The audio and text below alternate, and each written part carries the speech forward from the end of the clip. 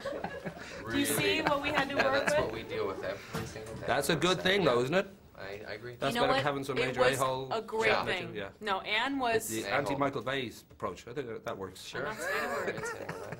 You a-hole. I work for that man. Don't be such an a-hole. A-hole? A-hole? A-hole could be nice, like a-hole. When this movie opened, oh yeah. When this movie opened, I don't think anybody in the industry expected that you were going to do the 12.7 million on the Friday and then 33.6 million. Hey, this is how we roll. Hey. You know what I'm saying? It's all about numbers to me. I don't know who I am right now. But for you especially, Sandra, that's your best opening weekend ever. I don't know whether you were slightly surprised, whether you were just satisfied.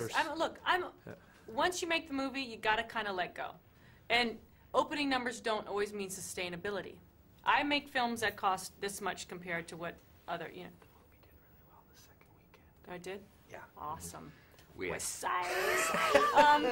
so you know what? You just, as long as they make their investment back, and then you do okay, I'm pleased. But you know, I've never had a movie come out in the summer. Yeah, it's a good time to go to see movies. Yeah. Well, given that you've often spoken about the very nature of romantic comedies, and they tend to be sort of dismissed by critics, but obviously they do incredibly well with audiences, but there are great romantic comedies, and you've been in quite a few of them, and I don't know whether you feel, in a case like this, where you get a great response from audiences, that you feel in any way defensive, because the critics have been sort of middling. I don't know whether you still feel... Comedy never gets a compliment, and you don't do comedy if you're waiting to get accolades. You do comedy because you love it, the challenge of it, and there's no greater thrill than making somebody laugh. And a lot of effort goes in to make it look effortless. Yeah. And I think because of that, it's underappreciated. If I really worried, I think if we worried about that, we wouldn't be making them. No. This notion too that somebody like the poisonous bitch that is Margaret Tate, as she's called in the movie itself. Yeah. There's kind of been precedents for that. Like Anna Wintour is often cited as an inspiration for, say, Streep's Miranda Priestley, and I don't know whether there were certain people you kind of tapped into, whether there were certain... Myself. I tapped into myself. Good woman. I thought everyone has the bitch within. And what's funny that if a woman is a strong businesswoman, she's a poisonous bitch, but if a man is it, he's a... Yeah, he's ambitious and... Yeah, and smart businessman. Successful. Yeah. Or he's Bernie Madoff. Now that would be a poisonous bitch. Just a tiny little double standard. Yeah, Bernie Madoff's a poisonous bitch. He got 150 years, and I just think he is going to look like shit when he gets out. He's going to pay. He is going to pay. Yeah. But that notion, too, that the world that this movie set in, this kind of publishing world, isn't that far removed from good old movie world in that, you know, there's a certain hard-nosed... All worlds. Well, yeah, but I think anything that sort of deals with a possible huge breakthrough money-wise, there's always this pressure to pick the right horse, pick the right book, pick the right film.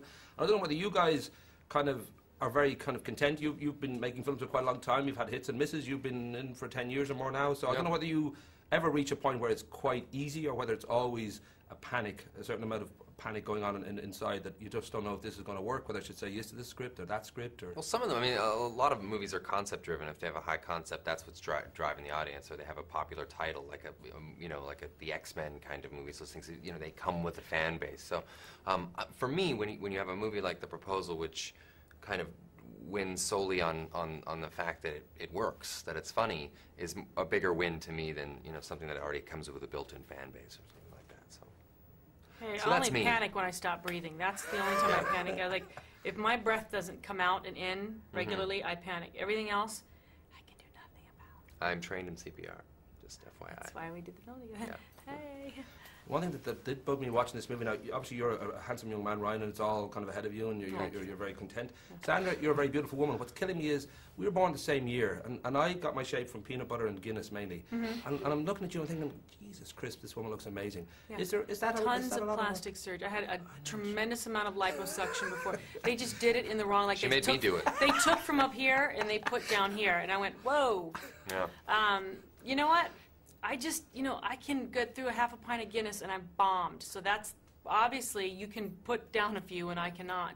Therein lies the balance. Small amounts of peanut butter, small amounts of Guinness, with a dollop of treadmill. And you'll be just... I bring my own bucket now. It just saves time. Those are words to live by right there. The very, very last thing. I know that you've been to Dublin quite a few times, and over in the Clarence they call you Hot Tub Bullock. They do. And what's so funny is that rarely have I been the one in the hot tub. And I go, how is it that I got the name, but I like it? Hot Tub Mary? Hot Tub Bullock. Oh. I like which Hot Tub sounds Mary. good.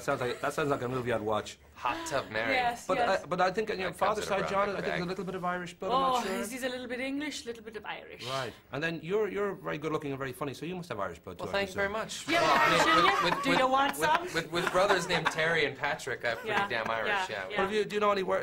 Either of you know where from? Because there could be ancestral homes. That We you have don't we ancestors go. in Galway. My for family. sister did the old lineage, and we are severely Irish. Oh, Even wow. the German side. Wow. Rock and roll. That Yeah. explains everything. The It's a sexiness combustible West side. combination right and there. all that. West side. That is I a don't know what Galway this thing, means. actually. West Dublin. side. Yeah. Dublin. See, it's not as... Oh, Dublin. It involves this whole thing. It's It's close. Sorry. It's very close. There we go. Rock and roll. Let me give him the friendly finger. Very, very nice to talk Thanks, to you sir. both. Thank you very cheers. much.